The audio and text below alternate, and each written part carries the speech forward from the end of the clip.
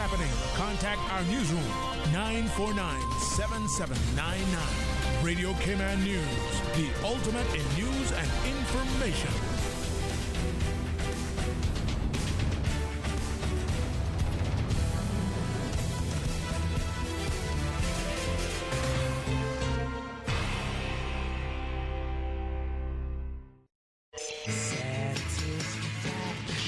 Satisfaction is guaranteed 24 hours a day, whether it's music or information. From Grand Cayman to Cayman Brac to Little Cayman, we've got you covered. You ever hear a thing like that? Radio Cayman in the Cayman Islands.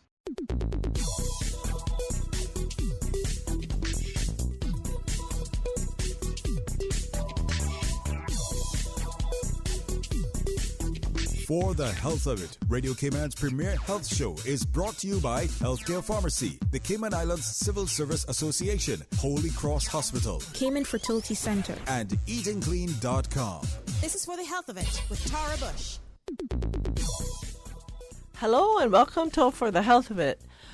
I will be interviewing Dr. Richard Verrero via the phone, so stay tuned after a message from our sponsors. Thank you. Refilling and transferring your prescriptions have never been this easy. Simply go to healthcarepharmacy.ky and follow the easy directions from your desktop, mobile device, or tablet. All you need to do is pop into Healthcare Pharmacy in Grand Harbor to collect your prescription. They're open 8 a.m. to 10 p.m. Monday through Saturday and 10 till 6 on Sundays and public holidays. No waiting in line, no wasting your lunch hour, no stress. Just easy online prescription refills and transfers from the pharmacy that has been caring about your health for 25 years. Call 947-8900 to speak to a pharmacist or go to healthcarepharmacy.ky and make life easy. The decision to become a parent, a mother, was one I did not take lightly. To be responsible for another life and to take pride in raising a part of me and my lineage. When our attempts to become pregnant failed, we turned to in vitro fertilization at Cayman's Fertility Center in East End. Their full-service facility was world-class with U.S.-trained and certified physicians who supported us throughout our process. If you or a loved one are struggling with getting pregnant, find out your options with Cayman Fertility Center. Call 233-0770. Once upon a time, we ate from the land and sea. We may not have had much growing up, but we had healthy foods. It's time to wake back up to natural eating. EatingClean.com is the island's premier 100% born Caymanian-owned cooked-to-order meal prepping service. Fresh, locally and responsibly sourced ingredients. No processed soy and GMO foods. From breakfast to lunches, meat to vegan, juices and smoothies. Experience tasty meals for as low as $9. Visit EatingClean.com to view their menu or place your order. Deliveries are free, including reusable plates and bags. Monthly and corporate specials are available. Visit EatingClean.com. That's clean with a K. EatingKlean.com. Or call 328-8655. Wake back up to quality foods with EatingClean.com. Did you know that becoming a member of the Cayman Islands Civil Service Association is a quick and easy process, and the benefits are immense? It's as simple as completing the enrollment form, which you can find on the website www.cicsa.ky, and return it to any member of the Management Council or Secretary Ms. Zita Bodden at the Registrar's Office on the first floor of the Government Administration Building. It's only $5 per month, which is automatically deducted from your salary. Yes, it's that easy. Remember, the Cayman Islands Civil Service Association membership is open to all civil servants, statutory authority employees, government company employees, and all retired civil servants. CICSA, promoting and protecting the welfare of our members. We believe that every life matters, and we are all connected. One community, one people. No matter where you live, Holy Cross Hospital of South Florida is breaking down the borders that should not exist in advanced healthcare. At Holy Cross Hospital, we have opened our doors to the world, bringing you exceptional healthcare. The multicultural staff features doctors and nurses providing top quality, compassionate healthcare while making patients feel at home. Our Holy Cross International Services team provides guidance to patients and their families throughout their travel, accommodations, and recovery. Quality medical care and advanced technology with sincere compassion and understanding. Your trusted health partner for life. Learn more about Holy Cross Hospital. Email international@holy-cross.com or call 954-351-5906. Shaken yet standing firm. This is Radio Cayman in the Cayman Islands. This is For the Health of It with Tara Bush.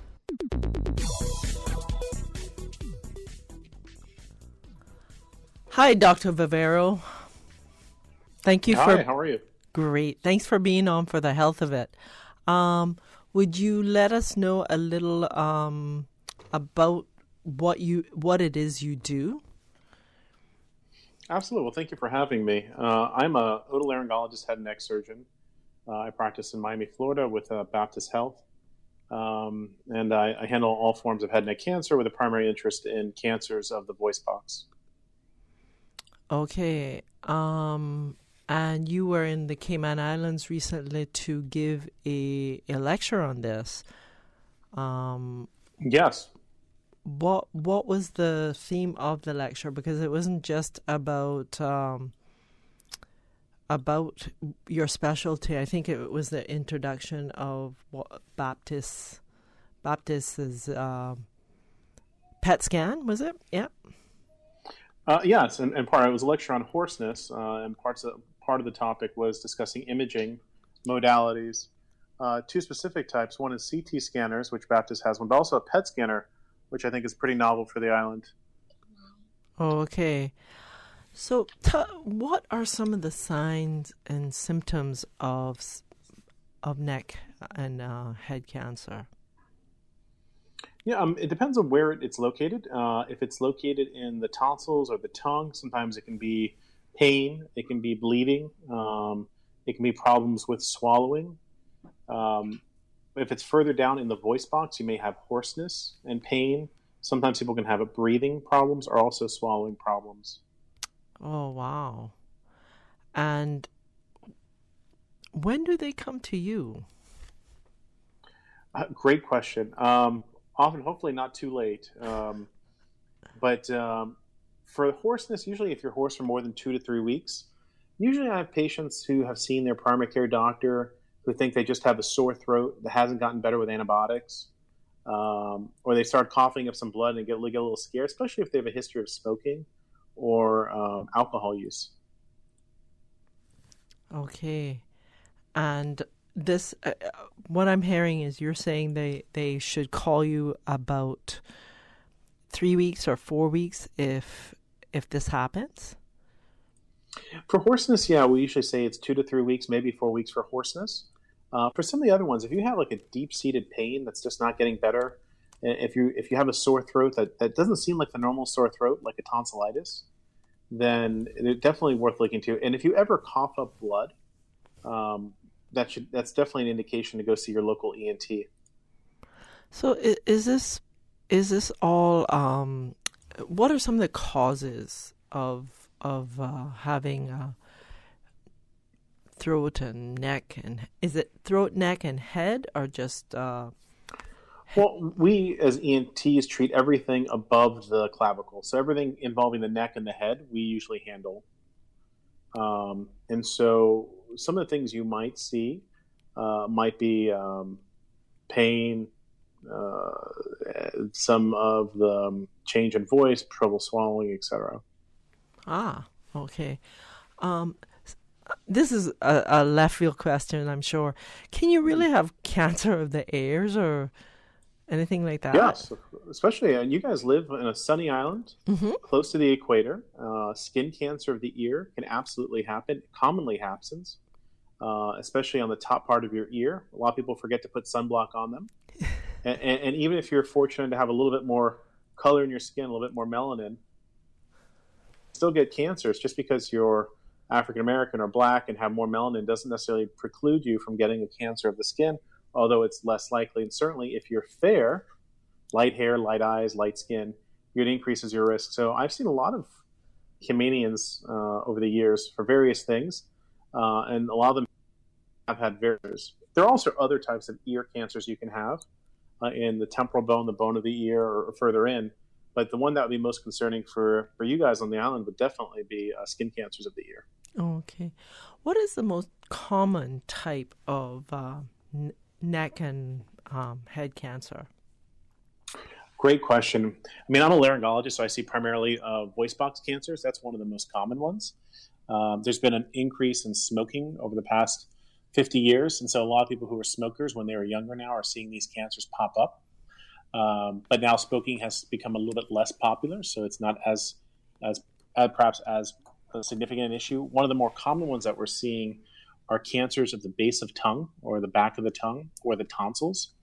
A lot of them are related to HPV or human papillomavirus, which is a sexually transmitted disease. It's a big deal for women for cervical cancers, but also for men and women for cancers of the throat specifically, especially since, at least in the United States, we 30 years ago didn't take out tonsils as much as we did.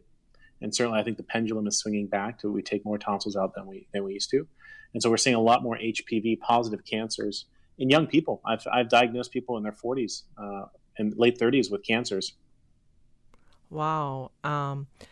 Is there something that this is not going to turn out to be a show on HPV, but is there something that people can do to be preventative or proactive in the case of HPV and throat cancer? Great question. If you have children, I recommend vaccination for all of my younger patients and for my parents who have young children who are before they become sexually active. It's very key to prevent exposure. Obviously, once you've had one sexual partner, your risk of exposure is high. HPV is very common. As far as actually preventing cancer from having once you have HPV, there's nothing specifically that you can do except for good surveillance. The one positive note or silver lining is that HPV positive cancers, meaning cancers that are caused by the HPV virus, generally do better with treatment than non-HPV related cancers. Oh, that's a bonus. Yeah, well, you look for the silver lining in everything. Yes, that's so true. So with the throat, the larynx cancer, what you see, you gave about symptoms, and would you go over them again? I mean, is there a stage that you come in? Does it run in families too? Definitely, I try to get in the earliest stage possible. The good thing is that early stage voice box cancers have very high levels of survivability, meaning someone who has a stage 1 or stage 2 cancer is likely to be around in 5 years. Stage 1 cancer survival rate is about 97 to 98%. Stage 2 is about 88 to 90%. If you get to a stage 4, any type of head and neck cancer, you're talking 50%. So the sooner the better. But what symptoms are we looking for? Things that for voice box cancers, first and foremost is hoarseness. If you get hoarse, definitely get that checked out if you've been hoarse for more than a few weeks and it's not clearing up. Especially if you're a smoker or alcohol user. There is a question if there's some degree of hereditariness, meaning it's somehow genetically related, you got it from your mom or your dad, but that's of limited value in my opinion. Beyond that, obviously if you work in any type of career where you have a lot of inhaled chemicals or other things that could be irritants, that's certainly a risk and should be looked into. Okay, so are you saying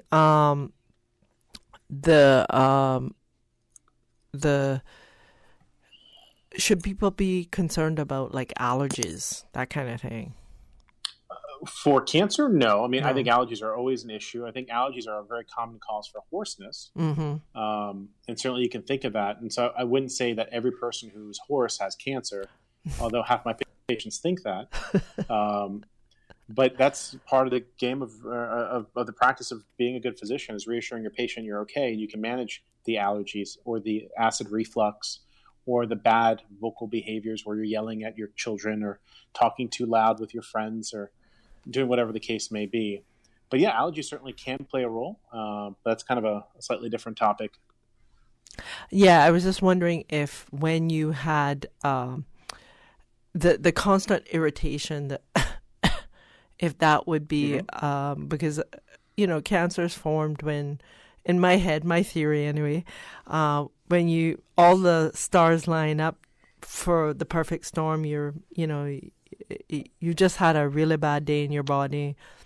Your immunity is weak, and it's just a buildup of things over time. I don't. I mean, it's certainly possible. I definitely would be hesitant to say people with allergies are at increased risk of cancer. I don't think there's any literature to support that or any experience. We do know that cancer is an immunologic problem, as you pointed out.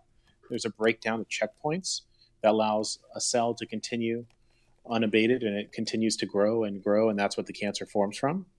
But I do think throat clearing can be allergies. It also could be terrible acid reflux.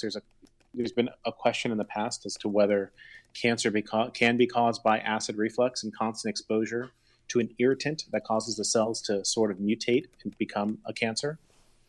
But that's more theoretical. But it's the same concept as alcohol and tobacco. These are all irritants that are causing damage to the genetics of the cells and allowing the cells to continue without any checkpoints. Okay.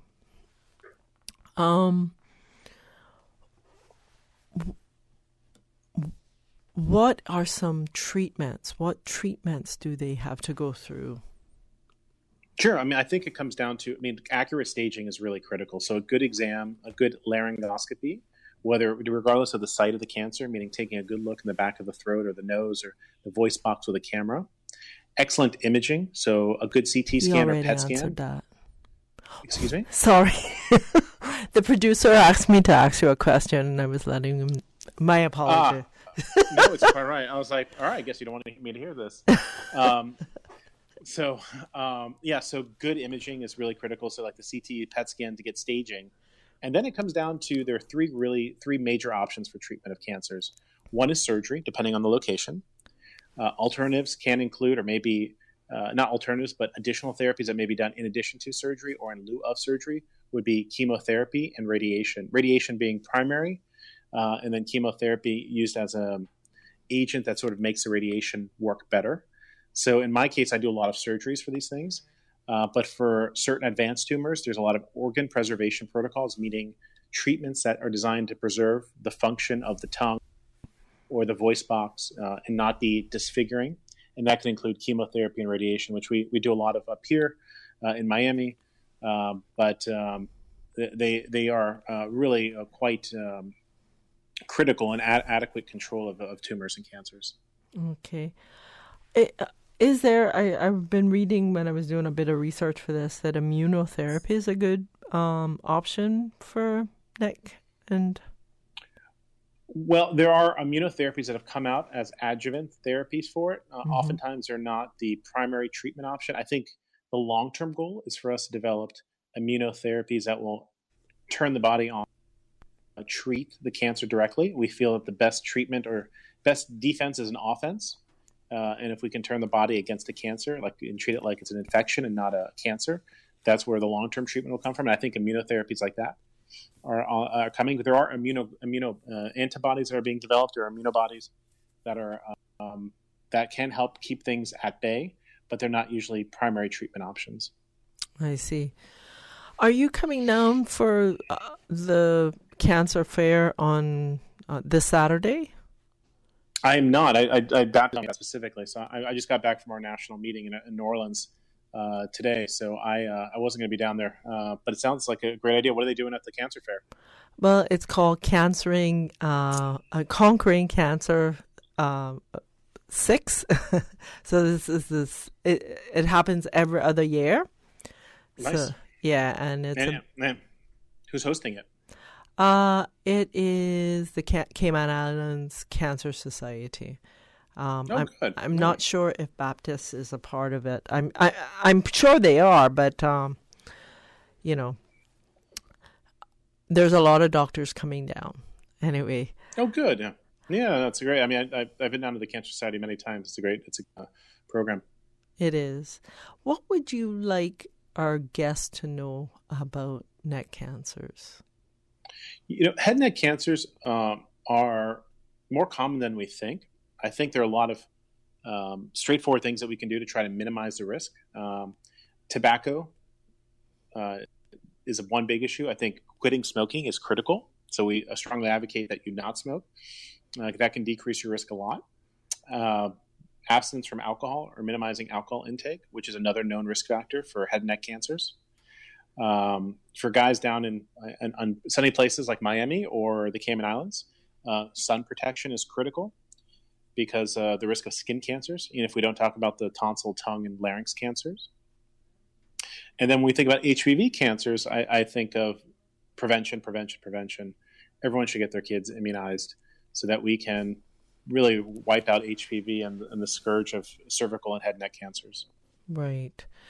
What about vaping? Is that, I mean, it hasn't been around long enough to have a direct correlation, but it is still a form of smoking. Yeah, I agree with you 100%. I don't know how publicized it's been on the Cayman Islands, but there's been a little bit of a epidemic of young people in the United States who have had horrific pneumonias related to vaping, and they've been intubated and have developed severe respiratory problems. There are a bunch of cases this summer here in the United States, which has put a lot of notice into the news. So I think even if it doesn't have a direct correlation with cancer yet, because we don't have enough long-term studies, it's a relatively new concept like you put out, there are some short-term problems that are tremendous, including this lipoid pneumonia, which is basically like a fatty type of pneumonia that's occurring. And it's putting people in their teens and 20s in hospitals and in ICUs on ventilators. It's a very scary concept. Yeah, our National Health Authority, talked about it today, issued, a statement saying, be careful with it. They didn't go as far as to say cut it out, stop smoking, but they did. Yeah, it was as close as they could get. Yeah, I mean, I think maybe they can't, but we should all say. I mean, there are a lot of black market vaping medicines out there now, especially for the THC or marijuana type products, which are attractive to a lot of people for various reasons. But we always have to keep in mind where it's coming from and the secondary effects that it can have on the body. So, I mean, it's one of those things, less is more, and I think we need to keep that in mind. So, bringing up marijuana, is marijuana a irritant to the throat as well? I mean, you're smoking it. Yes, it is for a number of reasons, depending on how you do it, for one matter, what it's mixed with. If you're using a water bong or using a joint, the heat that's actually transmitted to the throat and the voice box, it can cause a lot of damage to that area and inflammation. So it's definitely not completely benign. Yeah. So the takeaway is just, if you're smoking, work on cutting. Don't smoke. Yeah, work on stop smoking. Yeah, I mean, our lungs and throats are not designed to be chimneys, and we're not designed to be inhaling smoke. That's not what the body was built for. So definitely not the best option out there. Very good analogy. Why alcohol? Why is alcohol considered to be a risk factor? Because I don't get that one. Not that I'm a big drinker, because I'm not, but. The problem is that it's as you point out, about irritants and things that can cause changes like allergies and the throat clearing. Well, alcohol can cause changes in the cells and can lead to genetic changes. Is I think the underlying theory, which can then create cells that don't have checkpoints. There's this whole concept of the two-hit hypothesis, where you have like certain cells that aren't exactly working great, and another part of the system breaks down, so there's nothing preventing them from growing uncontrolled. And that can definitely be prompted by a significant alcohol intake. And then also alcoholism causes other issues, including obviously injury to the liver and other things. So definitely worthwhile to prevent it. Also, actually, alcohol, I think, increases your incidence of tobacco use as well. So, and just with something with sinus cancer and your nasal cavity, what does the symptoms of that? Sure. That's actually one of the more scary ones, because that can present a little bit later until you have some significant symptoms. So if you have uncontrollable nosebleeds, that can be a problem. If you have Mm-hmm. obstruction where you can't breathe through one side of your nose, if you have deep-seated pain Pain is always like one of the classic indicators of something that the body's saying, this is just not right. So the problem with sinonasal cancers, oftentimes they present at very advanced stages because people oftentimes ignore them. So if it doesn't feel right, you go and you're constantly having infections, it's worth seeing an ENT locally and having a nasal endoscopy or scope done where they put a camera in your nose to make sure nothing's there. And sometimes you may even need a CT scan of the sinuses to make sure there's nothing growing where it shouldn't be. Generally, if they're infections or allergies, but if things aren't going the right way, you always have to check for a sinonasal malignancy. Okay. What about thyroid cancer? Oh boy, where do you want to go with that one? Some of the symptoms, what would people look for? Sure. The vast majority of thyroid cancers are asymptomatic. They're found incidentally by touching one's neck and feeling a lump where it shouldn't be. When they get more advanced or get a bit larger, they can actually, sometimes people present with hoarseness because the thyroid lives right in front of the throat. Mm-hmm. And it can actually invade or damage the recurrent laryngeal nerve, which is a nerve to the voice box. So you can develop vocal cord paralysis and not be able to talk effectively. And so you get a hoarse voice, a breathy voice, problem swallowing. And another reason, when you're doing the workup, you'll find the thyroid cancer. Most of the ones I find is just through a careful head and neck exam. Hopefully your primary care doctor or your endocrinologist, every time they do their physical exam on you, is also feeling your neck for any lumps or bumps that should not be there. Okay. The next one on the list is tongue cancer. What does... Yeah. So we're running through the anatomy here. Okay. So tongue cancers, there are two main types. You have the oral tongue and you have the base of tongue. Base of tongue cancers are like we were talking about earlier about HPV-related cancers, probably one of the more common ones now. Oral tongue cancers are generally not HPV-related, although they can be. Alcohol is a big cause that. What you'll normally see in those situations, again, is pain. You may see what's called an ulcer or mass of the tongue, something that bleeds easily, is painful to touch. Those can be identified pretty clearly by looking in the mouth. The base of tongue cancers can be a little bit more difficult. In all cases, a good biopsy is important. In imaging, those can be treated oftentimes with surgery. If it's the oral tongue, the base of tongue can be treated with chemotherapy and radiation based on its stage. Okay. We have about a minute left, so how can our audience get on to you, and just some quick takeaway you want to leave them with? Sure. I think head and neck cancer is something we always need to consider. I think prevention is key. So if you ever have a symptom that you can't explain, definitely go see your local ENT and have it checked out. And I think it's important to minimize alcohol and tobacco intake. If you guys have any questions or need to see me, I'm happy to see you here in Miami at South Florida ENT Associates and Baptist Health. And you can reach me at rfavero@southfloridaent.com. We're always happy to help our friendly Canadians. I love the island and I go there all the time. Say that, how can the last bit, I didn't catch it, so I know my audience didn't. Yeah. Yeah, my email address is rvivero@southfloridaent.com. Okay. Or if you contact Rebecca Brooks at Baptist International, she'll be happy to help you out and get you connected here with us in Miami so we can help you. Well, thank you so much for being on For the Health of It, Dr. Vivero, and you have a wonderful rest of the evening. Thanks for working through all the technical stuff. Oh, it's my pleasure. Thanks so much for having me. Have a good evening. Bye. You as well. Bye.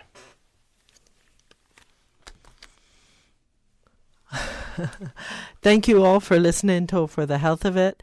We are moving you to the life you want. Bye. Refilling and transferring your prescriptions have never been this easy. Simply go to healthcarepharmacy.ky and follow the easy directions from your desktop, mobile device, or tablet. All you need to do is pop into Healthcare Pharmacy in Grand Harbor to collect your prescription. They're open 8 a.m. to 10 p.m. Monday through Saturday and 10 till 6 on Sundays and public holidays. No waiting in line, no wasting your lunch hour, no stress. Just easy online prescription refills and transfers from the pharmacy that has been caring about your health for 25 years. Call 947-8900 to speak to a pharmacist or go to healthcarepharmacy.ky and make life easy. The decision to become a parent, a mother, was one I did not take lightly. To be responsible for another life and to take pride in raising a part of me and my lineage. When our attempts to become pregnant failed, we turned to in vitro fertilization at Cayman's Fertility Center in East End. Their full-service facility was world-class with U.S.-trained and certified physicians who supported us throughout our process. If you or a loved one are struggling with getting pregnant, find out your options with Cayman Fertility Center. Call 233-0770. Once upon a time, we ate from the land and sea. We may not have had much growing up, but we had healthy foods. It's time to wake back up to natural eating. EatingClean.com is the island's premier 100% born Caymanian-owned cooked-to-order meal prepping service. Fresh, locally and responsibly sourced ingredients. No processed soy and GMO foods. From breakfast to lunches, meat to vegan, juices and smoothies. Experience tasty meals for as low as $9. Visit EatingClean.com to view their menu or place your order. Deliveries are free, including reusable plates and bags. Monthly and corporate specials are available. Visit EatingClean.com. That's clean with a K. EatingKlean.com. Or call 328-8655. Wake back up to quality foods with EatingClean.com. We believe that every life matters, and we are all connected. One community, one people.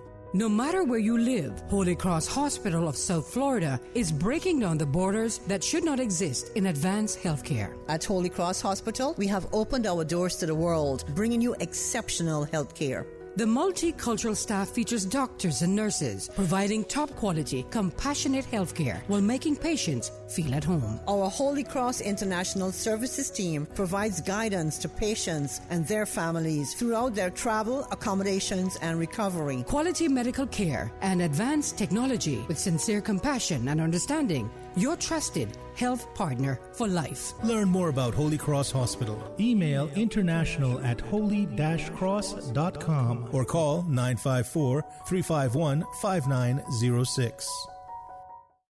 The Cayman Islands Civil Service Association, CICSA, is an association that brings all government employees together at the workplace, social events, and in matters of concern common to all civil servants. For more information on how you can become a member or to read our story, visit us on www.cicsa.ky or on facebook.com/cicsa.ky. CICSA, connecting, informing, and engaging our membership.